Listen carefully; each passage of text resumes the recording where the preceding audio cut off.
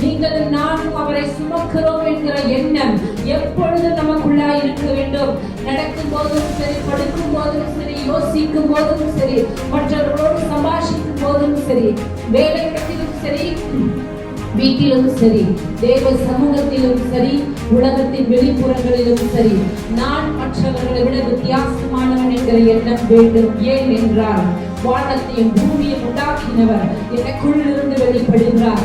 நான் அவரை சுமக்கிற பாத்திரமாய் இருக்கிறேன். நான் வெறும் பாத்திரம் அல்ல, நான் அவரை சுமக்கிற பாத்திரம். இதோ அநேக பாத்திரங்கள் பூமியில உண்டாக்கப்படுகின்றன. ஒன்று நோபல் என்ற பர்பஸ்க்காக உருவாக்கப்படுகிறது, மற்றொன்று சாதாரண தேவைகளுக்காக உருவாக்கப்படுகிறது. ஒரு சில பாத்திரங்கள் ராஜாவின் மேஜையிலே வைக்கப்பட்டு உணவு பரிமாறுகிறதற்காக செய்யப்படுகிற பாத்திரங்கள்.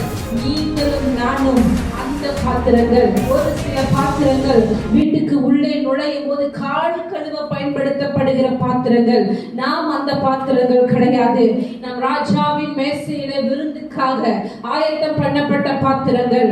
இந்த பாத்திரம் கர்த்தரை சுமக்கும் போது அது வெளிச்சத்துக்குள்ளான பாத்திரமாய் காணப்படுகிறது.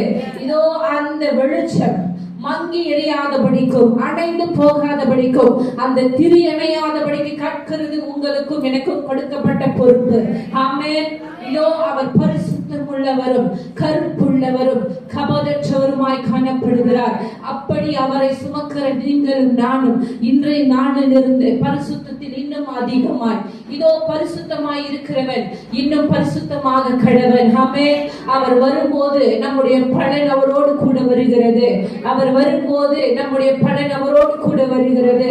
இதோ நாம் மேலே கொண்டு போகப்படும் போது நமக்காய் கொடுக்கப்படுகிற ஜீவ கிரீடம் நமக்காய் கொடுக்கப்படும். ஆமென். இதோ மகிமையின் கிரீடமாகவும் வாடாத கிரீடமாகவும் உங்களுக்கு கொடுக்கப்படும். எனக்கும் உங்களுக்கும் கொடுக்கப்படுகிறது. எதனாலே?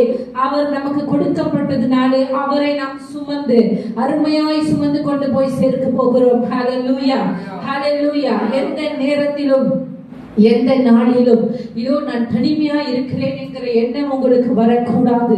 எனக்குள் இருக்கிறவர் பெரியவர், எனக்குள் இருக்கிறவர் பெரியவர்.